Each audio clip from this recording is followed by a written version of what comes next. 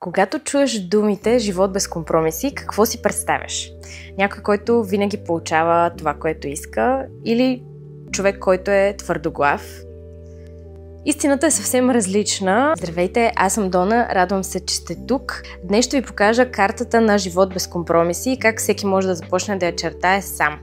Това не е философия, а практика, карта, която ти помага да видиш нещата в перспектива и отвътре навън.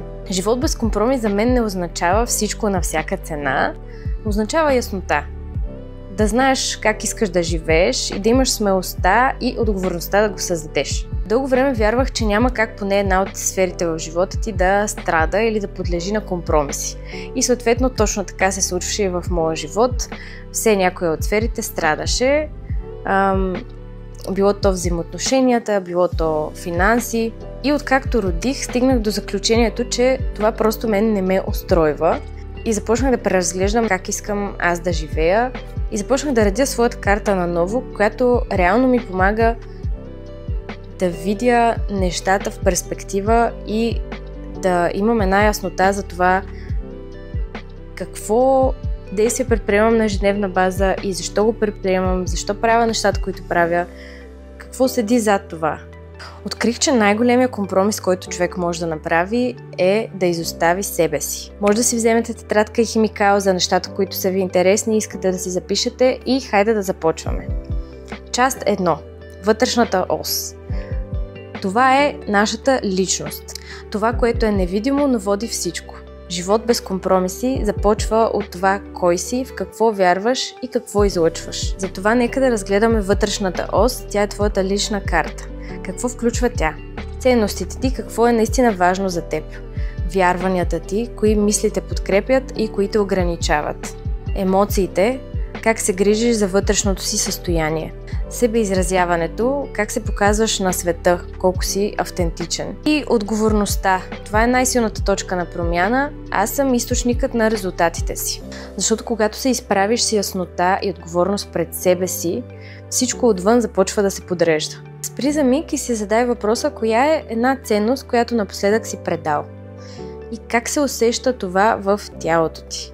Какво имам предвид? Сигурна съм, че на всички ни се случва в даден момент да изберем да реагираме по начин, който не е присъщ за нас, не е този, който отговаря на човека, който искаме да бъдем, било то. Или пък казваме да на нещо, което е твърдо не в нашето съзнание и в нашето тяло. И понякога просто тялото ни крещи не, но въпреки това казваме да от чувство за длъжност или от съображение по някакъв начин.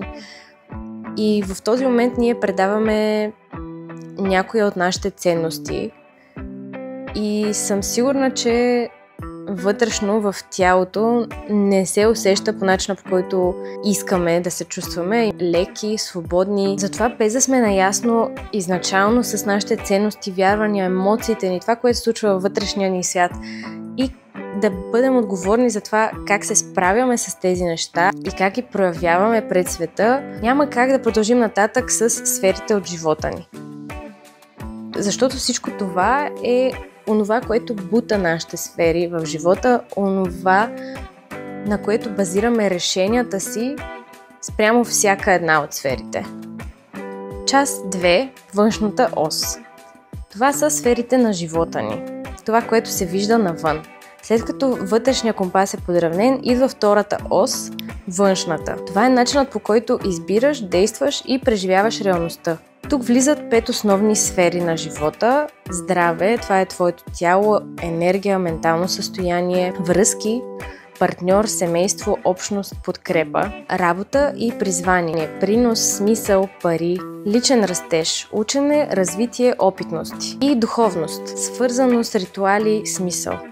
И във всяка от тях има 2 преобладаващи сили.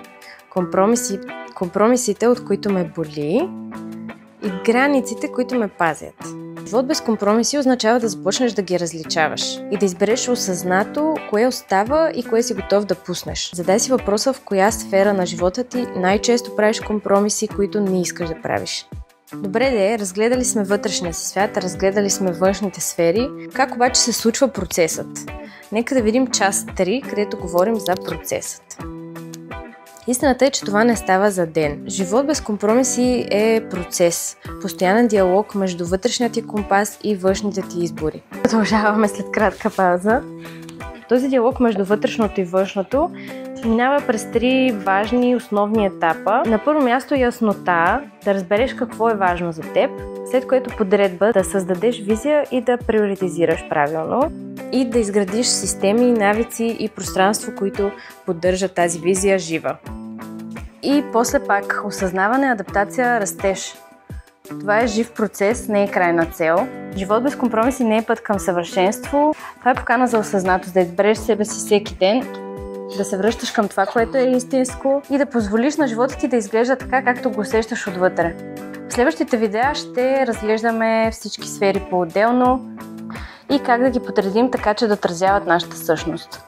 А до тогава си задай само един въпрос. Живея ли живота, който ме отразява, или този, който се очаква от мен?